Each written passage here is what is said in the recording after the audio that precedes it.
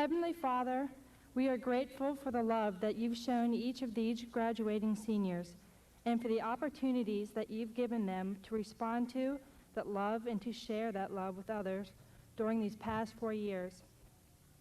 This evening, we come to you not in a ceremonial prayer, but in a prayer of faith, believing that you are our source, that you are involved in our lives, and that you are responding to our needs and that you're directing our paths as we acknowledge you. As we come to such a major stepping stone in the path of these graduating seniors, we give thanks for all the efforts that have been poured into their lives through their parents and teachers and the many people of this community who have done so much to encourage them and to enrich their educational environment. We are also grateful for the recognition and the honors that this district has received because of the dedication and service of this fine group of students before this evening. But we know that the real fruit of our labors will be revealed as these young men and women move on to accomplish the goals that you have for them.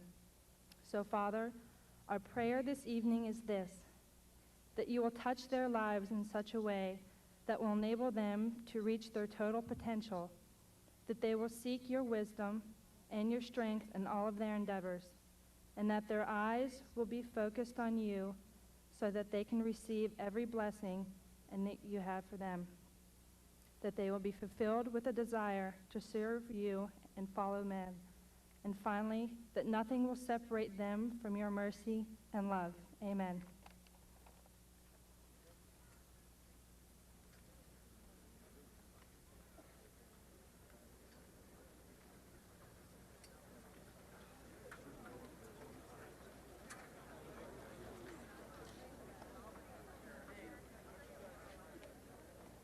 Hello, welcome to the graduation of the class of 1991.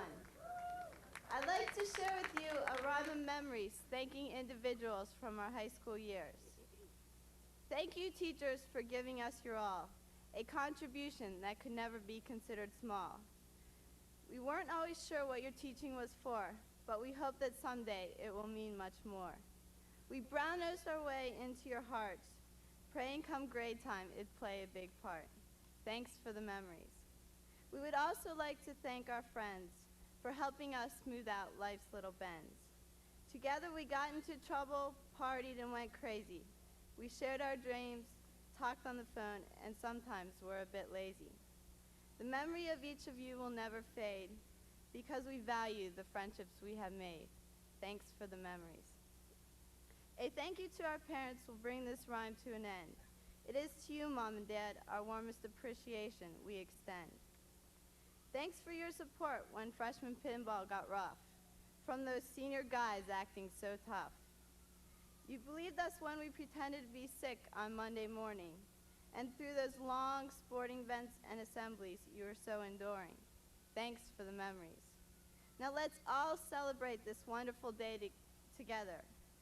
We are just as proud of you as you are of us. We made it here together. Thank you.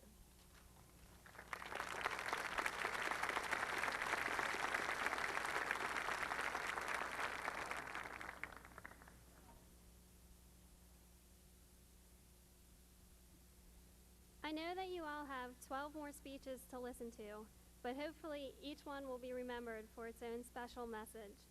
Before writing this speech, I was faced with the question of what I felt I got out of my 4 years of high school. I look back on high school as a time for us to figure out what kind of people we wanted to be. From our teachers, parents, and friends, we learned different values, heard different viewpoints, and developed our own opinions. Hopefully, we have become more open-minded and accepting of other people and their ideas. We have learned to put things into perspective and realize that we still have a lot more to learn. This open-mindedness will hopefully continue to grow in college and stay with us throughout our lives. If high school was a time to form our own beliefs and figure out who we want to be, then college is the time for us to actually be that person. We will be going into a totally different environment where we can start over. Sometimes in high school, we find out too late the kind of person we want to be. It's hard to change here because we already have a set group of friends and people already have a set image of us. But going away to college is a chance for everyone to begin again. Starting over does not mean forgetting the past. We will go on taking our experiences and all that we've learned from Upper St. Clair with us. Thank you.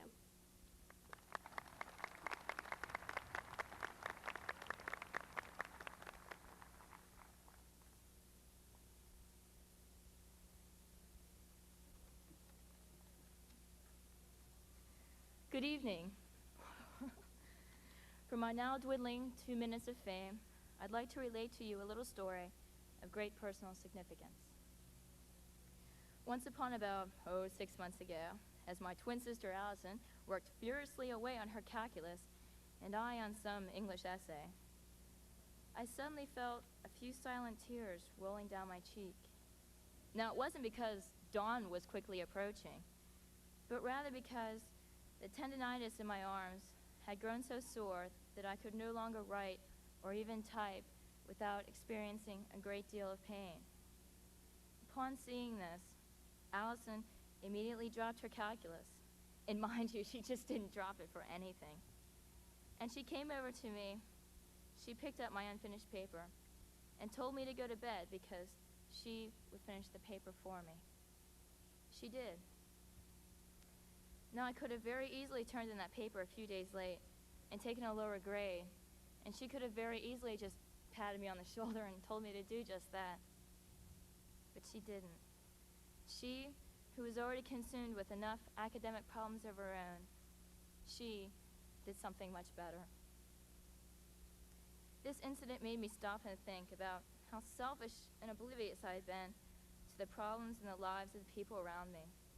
I had been so caught up with my college applications and worries about my own future that I had forgotten what it is to be sensitive to others' needs and what it is to sacrifice a little of myself to alleviate even the smallest of worries of my just as busy friends.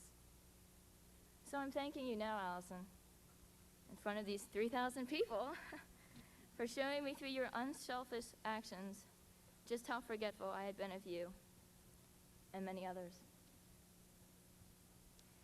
And my fellow classmates, I hope that you may remember, even as I have learned, that when you now begin wholly concentrating on pursuing your own goals and dreams, that you not forget to be sensitive and aware of the needs of the people around you. Thank you.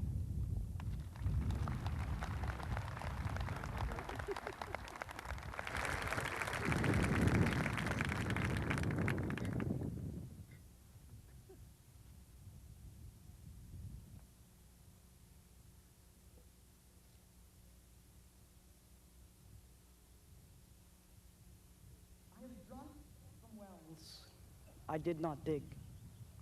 I have been warmed by fires I did not build. Someone, sometime, made this remark, and though I do not know who, and I do not know when, I cannot help but feel that our souls are intimately intertwined as I stand here today, on graduation day, awash with a similar feeling of indebtedness, and yearn to say the same.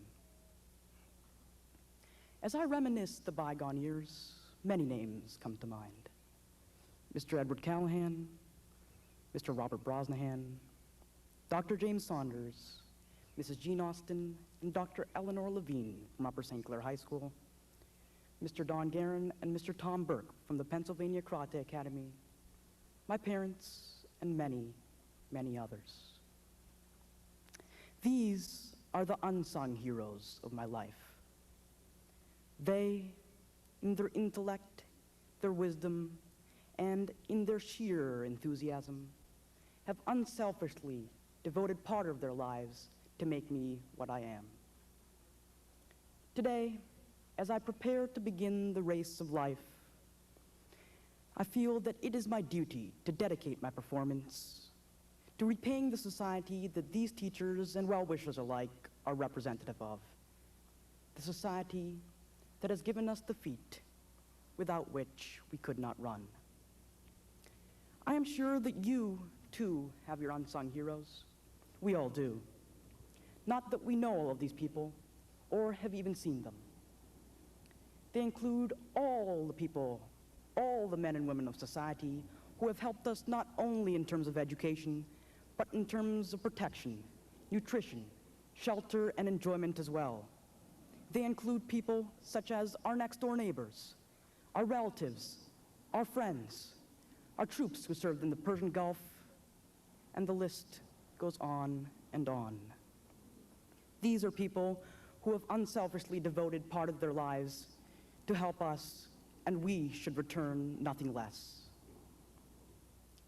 Let us not look on this as an obligation, but as an opportunity to contribute something unique to a society that is both mine and yours. Let our pride in mankind be our guide, and our contributions shall be limitless. Let that pride be mitigated, however, by a greater love, the love for existence. As we approach the 21st century, our technology advances at a rapid pace, perhaps too rapid for adjustment by our fragile spaceship Earth. Too often these days, the honorable motive of extending the path of progress results in disastrous consequences for our surroundings. It seems that technology has brought us to a crossroads between progress and retreat. As we claim supremacy over land, sea, and space, the byproducts of the same progress, acid rain, global warming, and stratospheric ozone depletion loom like dark clouds over our heads. As custodians of this planet, and as the workforce of the 21st century, the responsibility of making the transition into the next millennium a smoother one lies squarely upon our shoulders. My friends, today I do not come to you to spread words of wisdom, merely to narrate my own perceptions. I only hope that as we step forward from the dock of childhood onto our own unique vessels of life, we will take the time to ask ourselves what lasting contributions we hope to make through our voyages. I hope that, once equipped with definite answers, we will be able to choose our vessels carefully, choose those vessels from our hearts, and above all, choose them for the sake of mankind. Thank you.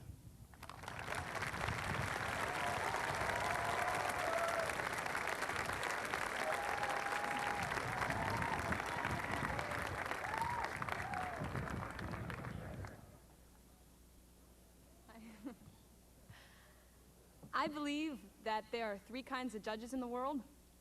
The first kind judges a man based on his present, and he'll look at the person and he'll ask, what can you do for me now? And what are you like now? There are better sort of judges, and they'll judge you based on your past. These people are willing to ask what happened a long time ago in a childhood or in the history of a country to cause a certain event. And then, of course, there are the exceptional judges. I mean, really exceptional. I mean, like Gandhi and like E.E. Cummings and Martha Graham. And when they judge something, they judge it on the future.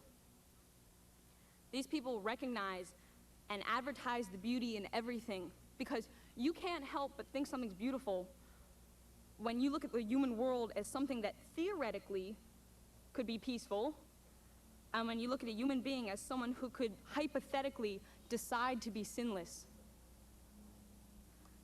In the past 4 years, I'm not stupid. I know that people aren't going to exercise the power to change too much. But I just think the fact that as human beings we have the power to change, that's the definition of a human being, that you can change yourself, that you're not a dog or an animal. Even if you don't exercise it, that's about the most beautiful thing ever. I think some people will think this is kind of maybe offensive to hear or rude of me to say. You and I especially have a lot of power. By the grace of God or fate or luck, we were born in a country and in a county with a whole lot of wealth. Your parents are probably pretty smart, and the majority of you are going on to college, and you're probably going to end up with pretty successful jobs and pretty successful lives. I imagine that at our 10th reunion, we're going to be in this gym full of doctors and professors and editors and lawyers and all these people. At our 25th reunion, I imagine there's going to be a judge. And I just want to say that I hope you take that power and recognize it and do something really wonderful with it. Because this day and this piece of paper you're about to receive, I'm guessing, entitles you to more power than the majority of people on Earth have. And you're pretty young, and you might not think about it much. But I hope you do something great. Thanks.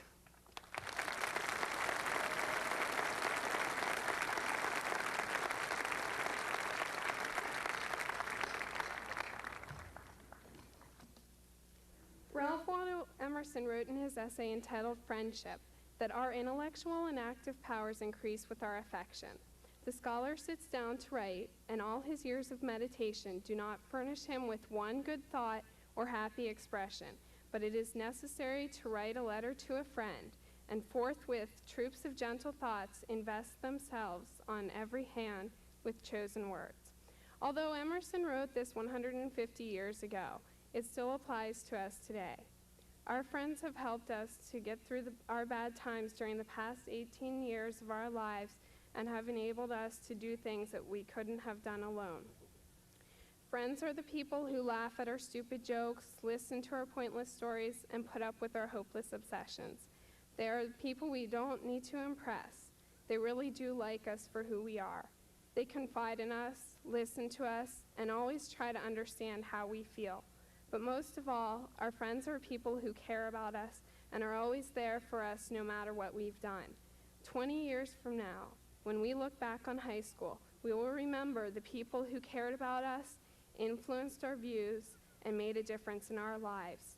The grades we earned, the games we won, the certificates we received, the papers we wrote, and our class rank won't mean as much to us as lasting friendships we made in high school. Although we are now going our separate ways, we will always remember our friends, but at the same time, we should look for opportunities to make new friends who will change us and inspire us to become better than what we already are. I'd like to take this opportunity now to thank everyone who's been there for me, my family, my friends, my little sister Jennifer, and I'd like to thank all of you for listening, and good luck in everything you do.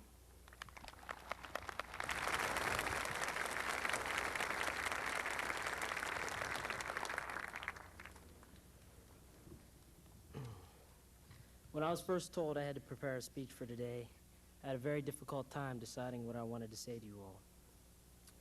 So in my supposed wisdom, I went to the students of Upper St. Clair for suggestions.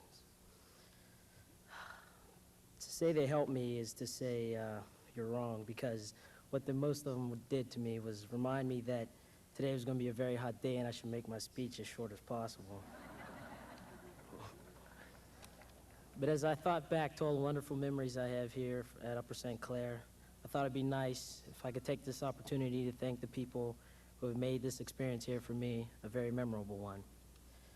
There's a group of people who I don't think we give enough credit to, and I don't think we realize that they have one of the most important jobs there is. They have to put up with us every day, and they're our teachers.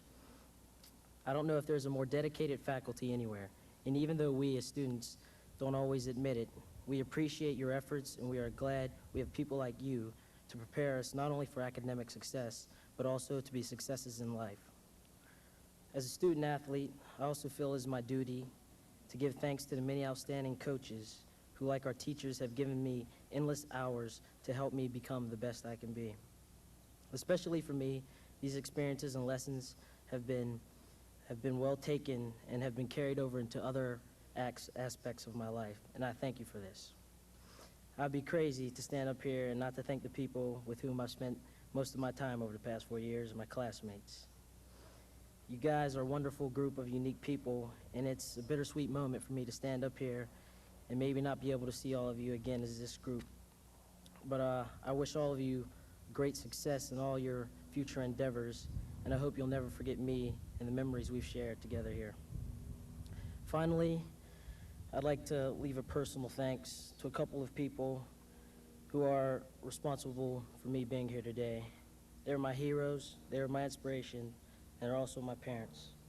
Even though I know I don't say it enough to them, every night I thank the Lord that I have the best parents in the world.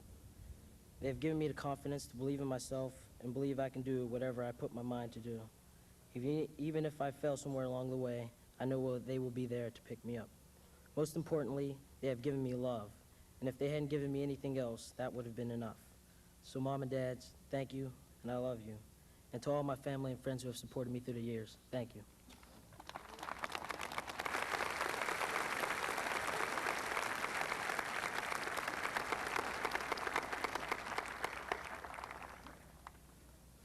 It is now time for the seventh speaker stretch.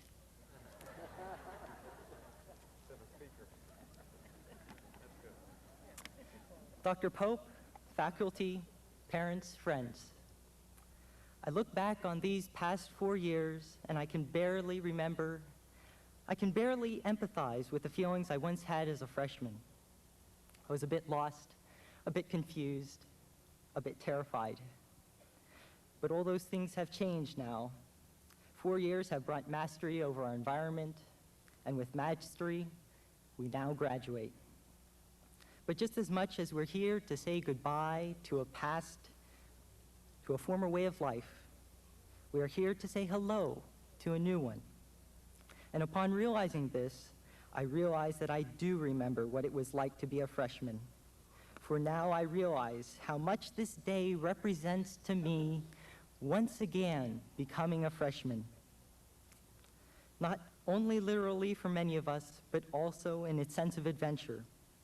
I think we all share those feelings of excitement, of adventure, and terror that peppered our lives 4 long years ago. And in those 4 long years, we have come to share a lot of good memories, but no chemistry class or English class or history class among those 11,712 mods of high school have given us something quite as meaningful as the friendships we have gained. And so let us pay tribute one last time to the past that we have shared before we set our sights on a shining future. And as we do, I bid you hold on to your dreams. Whatever your dreams and aspirations may be, hold on to them tenaciously, for it is your dreams that will shape our future if you only dare pursue them. But enough of the future, for how much can we say of something that has not yet happened? And so, having talked of our past and of our future, we turn our sights on the only one left, our present. And of that present, I have but 2 words to say: carpe diem. Seize the moment. Pursue your dreams today, not tomorrow. And if you hold tenaciously to those dreams, you will find in life happiness and success. But perhaps I've become a little distracted now, for of course, this is a valediction. And like all valedictions, it is a farewell. But not necessarily a farewell to friends, as much as it is a farewell to a past we have shared together. So let the bonds we have made here never be broken. So hold on to your memories, and let them be your most cherished guide as they guide your present actions to your future dreams. I wish you success and happiness. I bid you, in every sense of the phrase, farewell.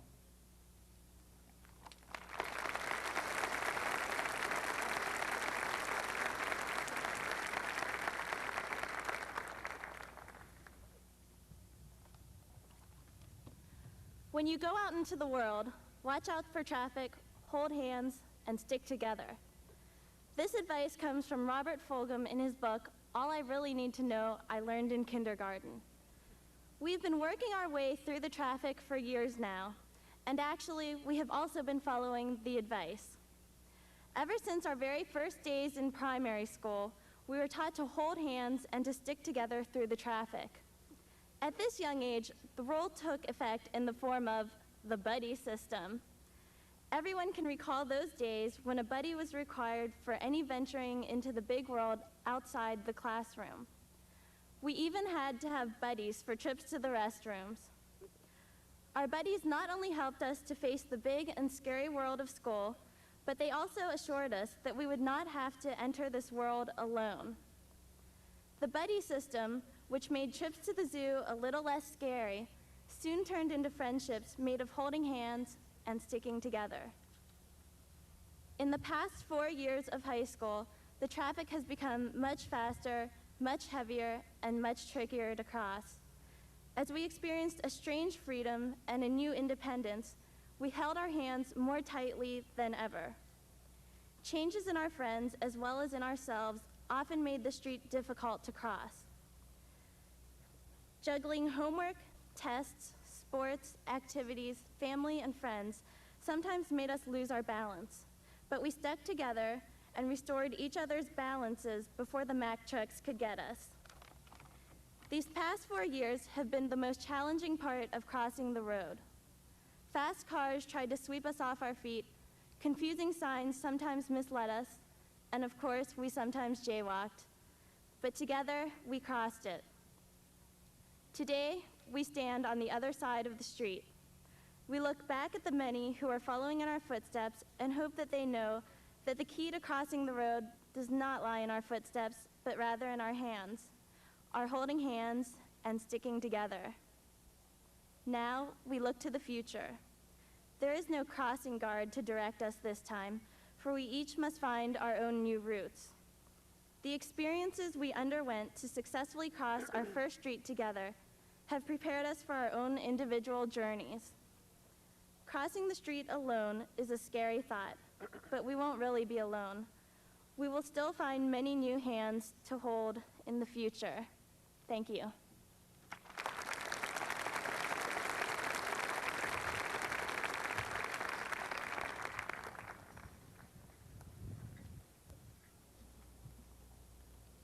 Since I was not exactly sure of what I wanted to talk about in my speech, I asked various members of the class of 1991 and other individuals in the community for guidance. Some people told me to talk about the future and what it holds. Others told me to talk about the past, while simultaneously another group of individuals told me to talk about such things as ethics, goals, responsibility, integrity, and confidence within oneself. However, the majority of people told me, and I quote, "Just make it short." Therefore, on behalf of the overwhelming number of individuals, particularly my fellow students, who have bestowed upon me this profound observation, I've decided to take their advice and just wish you, the members of the class of 1991, good luck. May you all have happiness and success in your future. Thank you.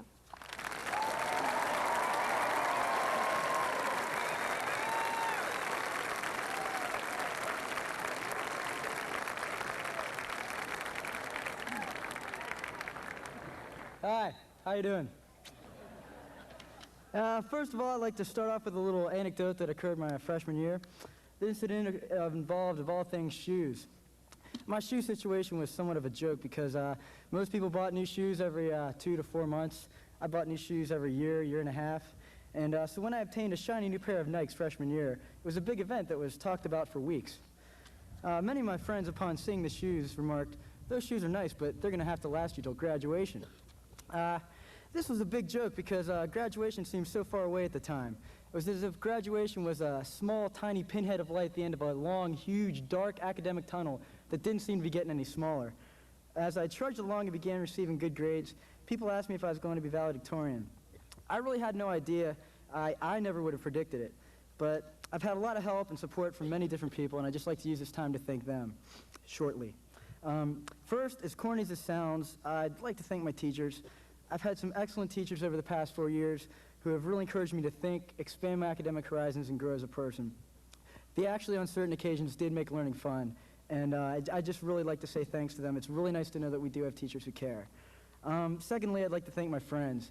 This is going to sound like a typical yearbook passage, but it has to be said, and I mean it. A lot can happen over 4 years, and I never would have made it without the help and support you've given me. We've had some incredible times, and I'll never forget any of you. Also, thanks for being there for me through some of the not-so-incredible times. I really needed that, and I'll miss you all, especially the big three. Third, I have to say thanks to my dad. You've been a source of guidance and money, and I appreciate all the help and time you've given me, especially with the college thing. Also, thanks for the advice about the chicks. Not that it's worked. I still don't have one, but your words of wisdom have helping to soften life's blows. Follows naturally that next I should thank my mother. Of all the people I've mentioned so far, I must give you more credit because you've had to live with me. Thanks for putting up with my lackadaisical attitude, short temper, and smart mouth. Even though sometimes I was right. Well, most of the time. I understand the sacrifices you have made for me, seriously, and I'll always remember them. I wouldn't be here without them, and I really want to thank you for that, Mom. While I'm on the family/relatives kick, I must thank my grandparents, who have taught me the meaning of the word family. The strength you've given me is invaluable, and your support has been constant. I just really want to thank you for being there through the rough times, and I'm very lucky to have you guys. You guys are the greatest grandparents in the world. Finally, I'd like to thank my shoes. They're scuffed and dirty now, and they stink, which is why I don't wear them anymore. I can still fit into them, actually. Chicks really don't dig the smelly shoe thing, so I can't wear them. But as they've been there during my 4-year trudge through the tunnel, and I thought that since they began the trudge with me, it was appropriate that they would reach the end of it with me as well. To close, I just want to say good luck to all of you and everything. I love all you guys. You're a great senior class. And to quote an old friend, I'll see you at the reunion. Later on.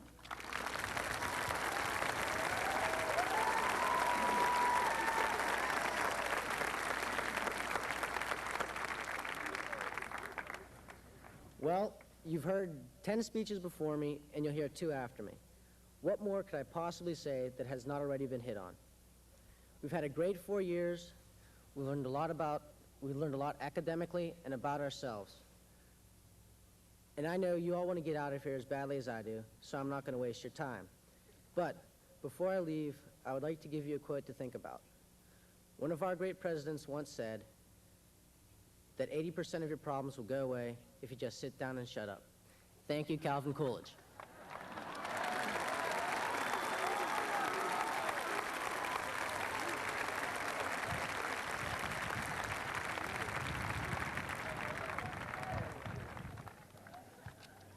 By its definition, a valedictory is a farewell. Consequently, we 13 valedictorians are charged with responsibility of saying farewell. Farewell to our public school days and to each other. However, I not only bid you farewell, but I hope that you fare well, that you arrive at that very special point in your life where your goals are realized, your dreams fulfilled, and that you find happiness. However, the very nature of a goodbye also involves reflection. 13 years ago, each of us began a journey that would bring us to this point. We all toddled off to kindergarten, and in the ensuing years, we grew up and out. We learned to conjugate verbs, to add and subtract, maybe even to understand calculus. We learned to march in a band, write a newspaper article, and to swim. We learned to win and to lose. We may dream of becoming nuclear physicists, Wall Street tycoons, Olympic athletes, or this generation's Norman Schwarzkopf. This feeling that this high school, has prepared us to pursue those dreams. However, sometimes I have the feeling that no matter what we have learned here, or what we may become in the future, we learn the most important lessons of our lives way back in kindergarten. And now, totally by coincidence, I'd like to refer to the opening chapter of a book written by Robert Fulghum entitled All I Really Need to Know I Learned in Kindergarten. Share everything, play fair, don't hit people, say you're sorry when you hurt somebody. Put things back where you found them, clean up your own mess, don't take what's not yours, flush. Live a balanced life, learn some, think some, play and work every day, take a nap every afternoon. When you go out into the world, watch out for traffic, hold hands and stick together. Finally, remember one of the first words you ever learned, look. If we can all remember this, courtesy, caring, sharing, commitment, curiosity, and appreciation for life, not only can we become the best we can be, but we can also have a hand in shaping a better future for everyone. Goodbye, good luck, thanks for the memories, and thank you, Margot.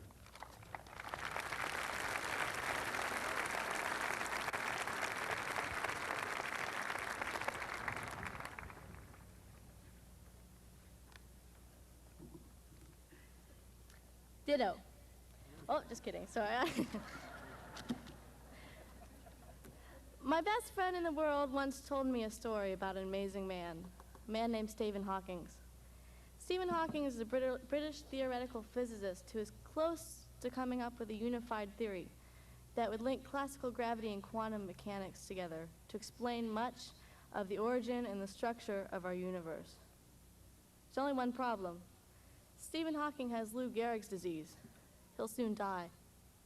He may very well die with the secrets of the universe locked inside his mind. As we sit here, young and alive on this joyous day, we have no idea how it would feel to be on our deathbed, what we would do with our last day, with our last hour. And because of that, we don't appreciate what we have. We have the ability to experience. We still see wonder in the things around us. We still have awe.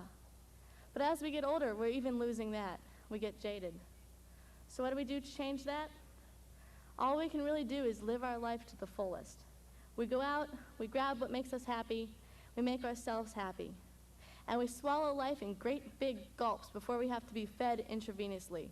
I don't think it'll taste good to be fed through a tube. It always reminds me of a poem by Alfred Lord Tennyson that I always loved. His persona, Ulysses, says to his sailors, "Drink life to the lees." In essence, take the good with the bad. And even if your life is a bitter, putrid thing to swallow, at least you can swallow, at least you can taste. And if you taste, you're gain. Just like our school motto, qui non proficit deficit, which I think means those who don't gain lose. As long as you're not stagnating, you're fine. As long as you're moving forward, that's great. And as you move forward onto the greater things in life, remember two things. Don't forget to always seize what you can, as much as you can, and while you still can. And two, don't forget our unofficial senior class motto, just do it.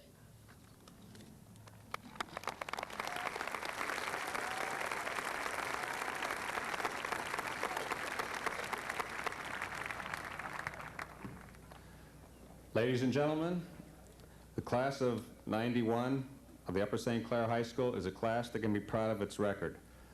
They have distinguished themselves regionally, nationally, and on the state level.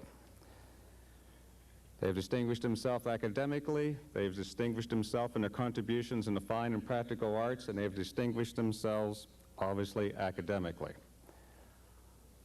While it's with some risk that I signal out any particular award, certainly any class that has two academic All-Americans is one worthy of note. It's the first time it's ever happened since USA Today has begun that award. And just for your information, it's my understanding that one of the 20 students that were identified nationwide began his career in Upper St. Clair before he moved to New Jersey. He completed 5 grades in kindergarten in Upper St. Clair. So in a sense, maybe this class has 2.4, 2.3 of the academic All-Americans. As a class who set a positive record during their stay at Upper St. Clair High School, it is a class that will leave good memories. It is a class of whom many have said they were sorry to see them go. Teachers have spoken of them very fondly. They've spoken them in terms of their being missed personally, and have spoken in terms of their contributing positively to the growth of our community and our school. Dr. Pope, it is with honor and pride that I present to you the class of Upper St. Clair High School of 1991. Please be assured that the seniors assembled before you have satisfied the requirements for graduation that have been identified by the State Board of Education. And furthermore, they have satisfied the requirements that have been identified by the Upper St. Clair School Board. Dr. Pope, I present to you the 1991 graduating class of Upper St. Clair High School. Dr. Pope.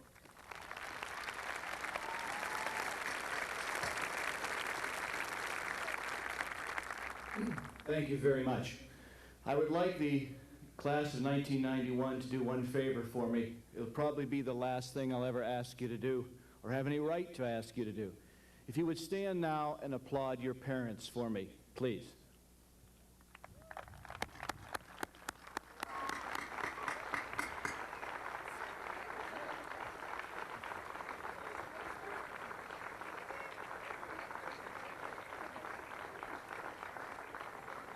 Thank you very much.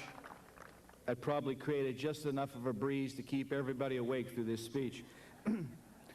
It is a genuine pleasure for me to address the senior class this evening. I am certainly impressed by your abilities, your accomplishments, your determination, and your enthusiasm for the future. As I was preparing this speech, I thought back to my speech to the senior class of 1990, to that commencement evening just 1 year ago. Last September, I asked Mrs. Lynch, our librarian at the high school, to save the headlines each week from the local papers. As I prepared my commencement speech, I wanted to go back and review what had happened during the past year that changed our world. I would like to share some of those things with you tonight, but before I do, I want you to think about how ready you think you are to take your place in our society.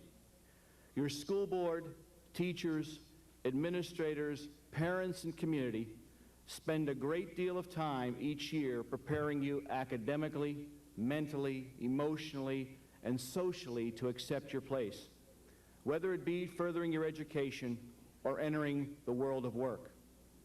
It is our hope that the day you walk out of the high school for the last time, you will feel adequately prepared and comfortable enough with yourself and your abilities to make your life successful. As you sit there right now, you probably feel very secure. You probably feel as if you are very well prepared. You probably feel very good. I'm not here to make you feel any differently. You have accomplished a great deal. You are on the verge of adulthood, and nothing should detract from your success. But let me share with you some of the things that have happened since the class of 1990 walked off this very field last year. As ready as you think you are, see if you would have predicted any of these things would have occurred. Last August, as many of you were starting your senior year, Iraq invaded Kuwait and set in motion a series of events that would eventually lead to war. In September, a new justice was appointed to the Supreme Court. The political complexion of the Supreme Court changed for the first time in many years. In October, Social Security benefits rose by 5.4%.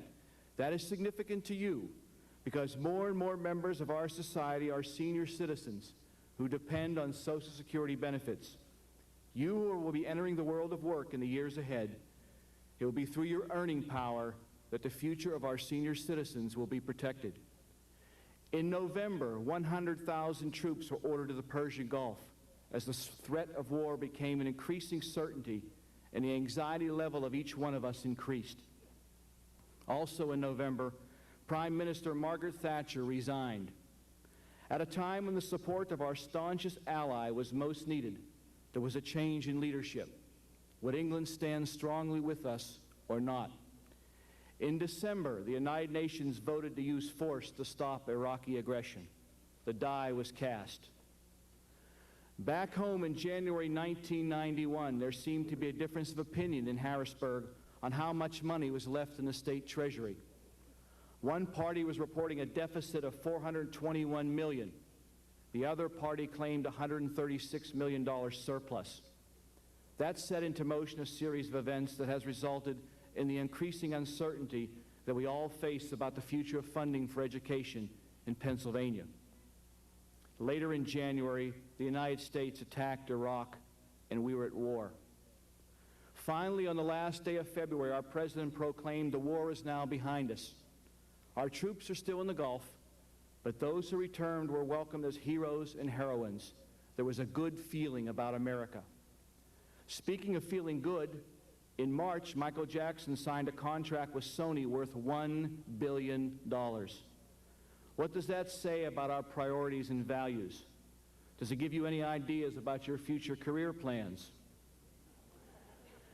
In April, our beloved Senator Hines was killed in a plane crash, and in that same month, our two major universities, Pitt and Penn State, ended their football rivalry, a rivalry that had begun 100 years ago. Last month in May, 100,000 people were killed in one cyclone in Bangladesh, and two of the country's top 20 all-USA academic members are sitting on the field tonight with us from our own high school, Stacy Shabosky and Raj Chakrabarty, the only school ever with two representatives. And finally,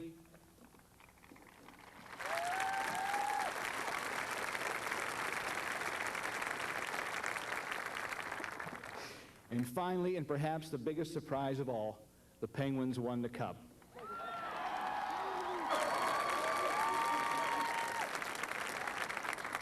I wonder how much of that we could have predicted last year, how much we could have expected, how much we were prepared for. What lies ahead in the next 12 months, the next 4 years, may be as many surprises as we had this year. Regardless, your parents and I have the confidence in you that you will not cope with the future, you will capitalize upon it. I know that you are prepared for your future educational endeavors. I feel confident that we have given you the tools to make sense of what happens to you in the future. In addition to teaching you about history, I challenge you to use what you learned about the past to understand the present.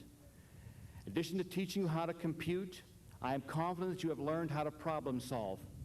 You have read and studied the great works of literature.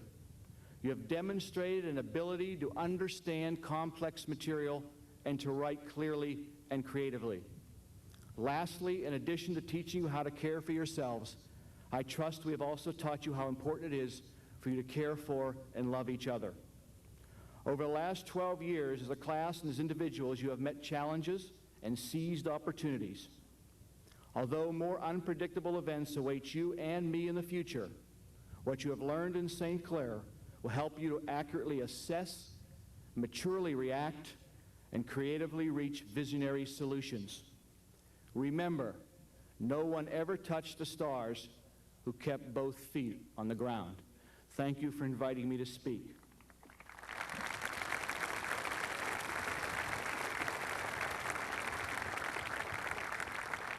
Mr. President, as a commissioned officer of the state, I proudly present to you the graduating class of 1991.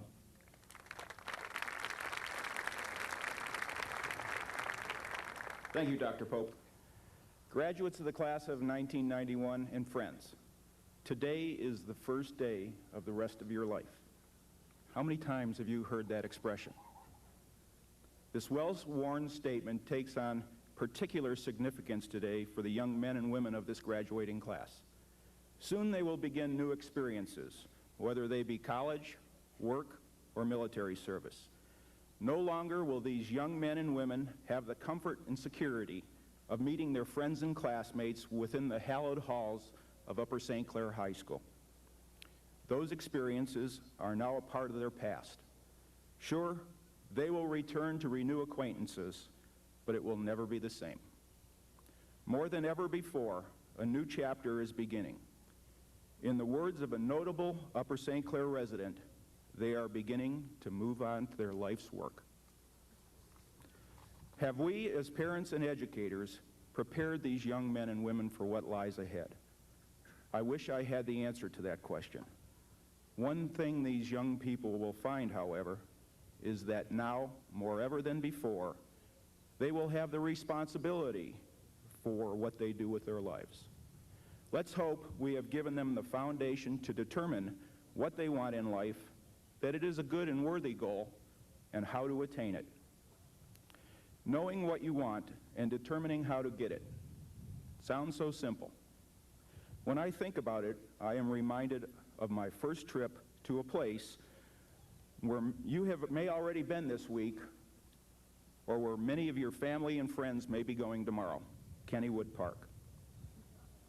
As a non-native of Pittsburgh, I was told that one of the places you had to visit was Kennywood. As I'm sure you know, Kennywood is not the easiest place to find, especially for someone with a car full of anxious kids. Just follow the Kennywood signs posted on all the trees. Sounds easy enough. A neighbor with whom I haven't spoken yet told me that. Easy enough, I said, and off we went. I got as far as the intersection of Broughton Road, Curry Hollow, and Brownsville before I realized that I was in trouble. Thanks to a few bar patrons and a gas station attendant, we finally made it. We had a great time until we realized that we had to get back and that there were no corresponding signs on the trees saying Upper St. Clair. I wish that we could give you a yellow brick road to guide you on your journey. But since we can't, we hope that we have given you the tools to set your goals, determine that they are morally and legally correct, and develop a plan for achieving them. I heard a speaker recently who had an interesting anecdote from American history about goal setting. I would like to share that with you today. In 1912, the government of Japan presented thousands of cherry trees to the United States to be planted in Washington, D.C. The particular varieties that they gave our country were those that were more noted for their flowers than their fruit. The fact that these cherry trees were donated to our country is well documented in the history books and encyclopedias in the schools and libraries across this country. Nowhere, however, in any book is there any indication as to why Japan bestowed such an unusual gift upon us. Those of you who have been to Washington in the spring know that there are few sights more beautiful than the blooming cherry trees. But why cherry trees and not a statue or some type of monument? Well, it appears that the Japanese may have had a particular goal in mind. They knew that every spring those cherry trees would bloom. They knew that every spring thousands of tourists would flock to Washington, D.C. to see those cherry trees in bloom. And finally, they knew in 1912 that every spring thousands of tourists would want to take pictures of the blossoming cherry trees. And looking at you out there in the crowd, I wonder if they also had something to do with high school graduation. Now as then, it is a question of knowing what you want, knowing that it is right, and determining how you're going to get it. Thank you and good luck.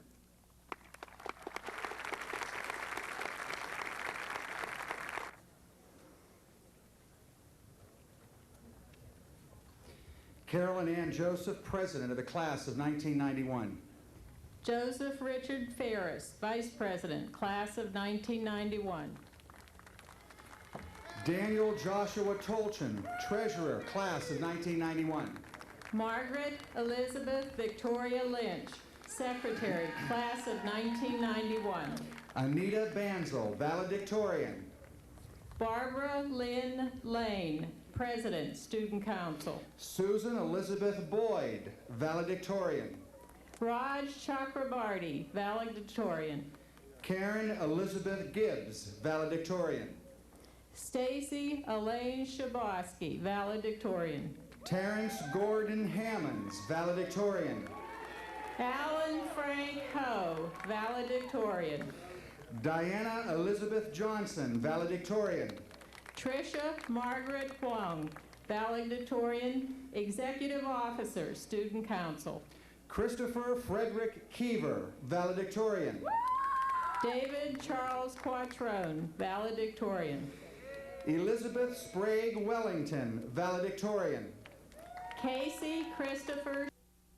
David Charles Quattrone, Valedictorian. Elizabeth Sprague Wellington, Valedictorian.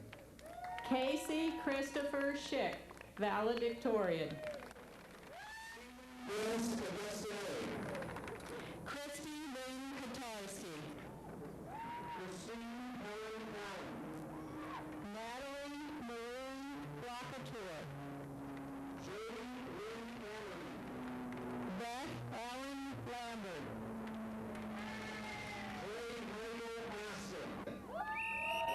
Brian Joseph Lampart. Kevin Christopher Otis. Linda Lee Lakaitis. Magdalene Bakakopoulos. Keith David Lavelle. Todd Christopher Barolo. Sharon Marie Lavazzoli. Timothy Edward Bart. Tram Quinn Lengwin. Daniel George Barter. Susan Marie Lesnett. Jennifer Lee Bateman. Thomas J. Lesnett. Kimberly Lynn Beatty. Amy Claire Levinson.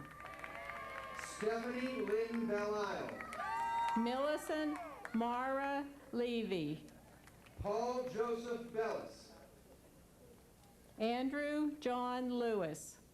Angela Bellini. Wendy Susan Lewis. Lauren Michelle Benedict. Cynthia Ann LaChase. Carl Edward Bergauer. Rebecca Kristen Logan. Katie Elizabeth Bishop. Eric Stephen Lund. Ian Douglas Bierhoda. Erin Patricia Lynn. Gwendolyn Lee Blank. Allison Lynn Mayer. Michael Allen Bach. Susan Lynn Majestic. Karen Marie Bogan. Sean David Major. Douglas Garth Bogdan. Sarah Grace Malloy. Michelle Lisa Bogan. Christopher Matthew Manning. Nicole Benasso. Munjari Manoharan. Michael Frank Bosch. Melissa Barbara Manta. Jason Joseph Bastaki. Keith Clayton Martin. Heather Ann Bordeaux. Amay Monique Matheny. Craig Patrick Bowman. Catherine Ellen McArdle. Joy Lynn Bowman. William Matthew McCann. Allison Jane Boyd. Marta Suzanne McClintock, Vice President, Student Council. Daniel S. Bradley. Kevin Hughes McKeever. Stephen Michael Brewer. Reagan Aileen McLaughlin. Emily Ann Brewster. Matthew Walter McMinn. Melissa Ann Brinker. Neil Andrew Merrill. Margot Rose Brown. Deanna Lee Mertz. Sean Patrick Bryson. Jessica Helene Met. Michael Eric Budaszewski. Melissa Louise Metz. Mary Shannon Burke. Todd Philip Michaels. Brandon Thad Burke. Christy Anna Milnicki. Benjamin Thomas Burns. Pamela Ann Malavic. Janine Estelle Biney. Kristen Milgis.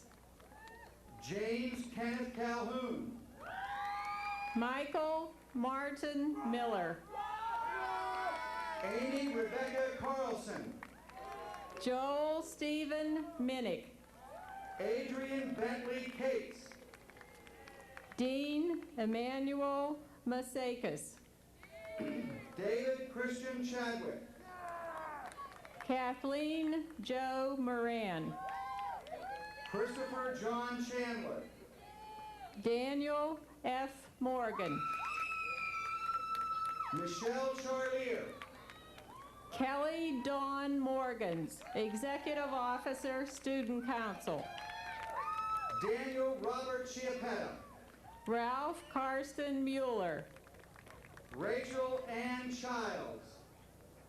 Andrew Murphy. Helen Hunju Choi. Brian Douglas Murphy. Colin Merrill Clark. Danielle Renee Murray. Kevin David Clark. Christina Aaron Musseter. Pascal Clement. James William Neville. Daniel F. Colalo. Michael David Newman. Jeannie Ann Collins. Michelle Angela Noah. Michael Anthony Comer. Rory Suzanne Nunley. Patrick Adam Como. Christopher Dean Olson. Colby Bennett Connor. Joshua Adam O'Neill. William Bennett Cooper III. Catherine Jane Osborne. Robert D. Craig. Dana Lynn Pardini. Michael Douglas Kramer. Brett Justin Pasquinelli. Amy Becker Crass. Alyssa Ariane Perel. Matthew Andrew Cronin. Colleen Therese Pierce. Daniel Gilbert Cunningham. Louis Daniel Petrogallo. Lisa Marie D'Alessio. Renee Perrine. Melissa Kimberly D'Amico. John Allen Pogue. Mark David DeCenzo. Stephen Michael Potter. David Christopher Dobb. J.J. Price. Christine Michelle Davidson. Cecilia Pro. Timothy James Davison. Carl Geisler Ramey. Robert Emilio DeFazio. Carolyn Jean Rappaport. Kristen Marie Den. Douglas Allen Raymond. Kara Virginia Dent. Susanna Lynn Ray. Brian Michael DePoit. Matthew David Reason. Matthew Joseph DeSantis. Tracy Eileen Rees. Alexis Jennifer Delorio. Andrew Ian Riley. Marcella Maria DiPaolo. Christopher Anthony Restivo. Donna D. Donahue. Timothy James Ribstein. Mark Michael D'Onofrio. Alexi Michael Rice. Todd Matthew Anarino. Elizabeth Ann Ringel. Mindy Joyce Eckstein. Jennifer Marie Rose. Kayla Erin Edelstein. Bridget Alexandra Ross. Brian David Ehrenfeld. Eric Wade Rao. William Fitzgerald Engel. Zoe Rudolph. Anne Margaret English. Heather Ann Rusnak. Nissa Ellen Earnhardt. Takuro Sasaki. Edgar William Esquilin. Christy Lynn Shu. Jason Francis Frajerski. Jerry Patrick Scott. Paul Feng. James Patrick Seals. Matthew James Featherston. Laura Deborah Shaffalo. Sean Patrick Finan. Michael Anthony Shanahan. Thank you. Jennifer Ann Fink. Dina Gail Shuck. Sherry Ann Frame. Anita Marie Smith. Martin Lee Frankovich. Mindy Margaret Smock. Carmen Garcia Moreno. Mary Lynn Sofer. James Edward Gardner. Nicole Renee Spagnolo. Erica Lynn Gartley. Jason Andrew Spack. Thomas Robert Garvey. David Michael Spratt. Christopher Jason Gospel. Christopher Peter Stefano. Krista Lynn Geisel. Lynn Michelle Stein. Mark Anthony Gentili. Matthew Christopher Stengel. Brian Carter Gillespie. Christopher Charles Stoker. Neil Robert Gilman. Jeffrey Neil Stoneberg. Kimberly Joe Glover. Tia Samira. John Godston. Jeffrey Douglas Tancredi. Jennifer Shea Graham. Anne Christine Tater. Alicia Ann Greenstein. Douglas Alexander Taylor. Justin Gray Gresh. Kara Lee Teklinski. Elizabeth Ann Grossclose. Kristen Lee Teklinski. Katrine Kirsten Gunthner. Julie Lynn Tepper. George Robert Habib. Mark Allen Thomas. Lisa Ann Haddad. Stephen George Thomas. Catherine Lorraine Haddix. Tanya Lee Thrasher. Kimberly Louise Haddix. Stephen James Tresco. James Michael Hakam. David Ernest Tungate Jr. Jeannie Marie Hampton. Richard Thomas Unitich. Jennifer Lynn Haynes. Kathleen Ellen Vanko. Elizabeth Carla Harbaugh, Executive Officer, Student Council. Shannon Elizabeth Vaughn. Bart Andrew Hardy. Eric Ulysses Viskovitz. Craig Andrew Harmon. Heidi Rebecca Vollmer. Samuel Gregory Harper. Jill Nelson Buellin. Lori Elise Harris. Kelly Elaine Weaver. John Brian Haspel. Darren Lee Wagner. Daniel Joseph Havel. Andrea Hope Weinberger. Tanya Joe Hayes. Christina Ogot Wise. Jackie Renee Hayes. Andrew Wilson Welty. Jennifer Lynn Headley. Michael Belton Welty. Lori Anna Heath. Jennifer Louise Wenk. Catherine Jane Hecht. Melody Lee Westhouse. Michael George Henninger. Lori Elise Weiland. Eric Stephen Girth Henze. Carrie Ann Will. Jody Diane Hesse. Lisa Ann Wilmus. Bryce Crossan Holsinger. Jeffrey Stewart Wilson. Jan Peter Homan.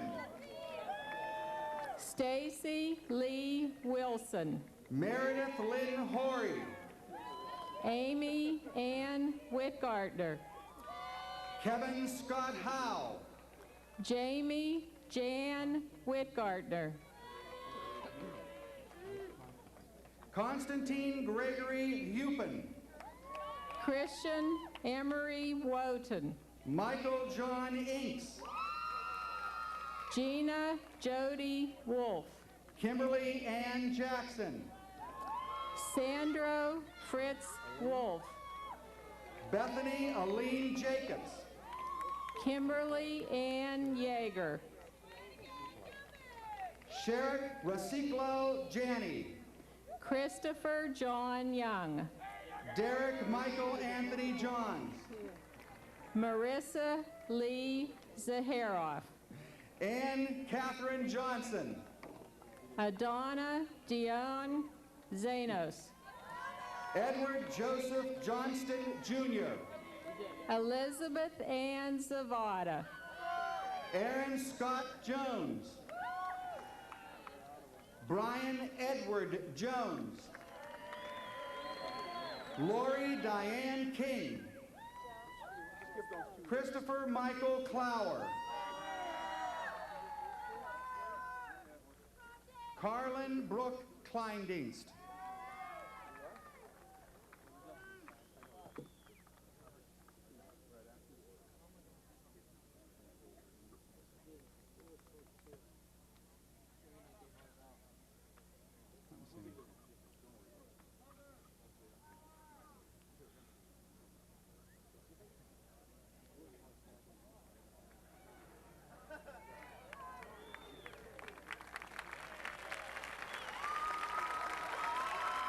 Ladies and gentlemen, I'd like to present to you the graduated class of 1991.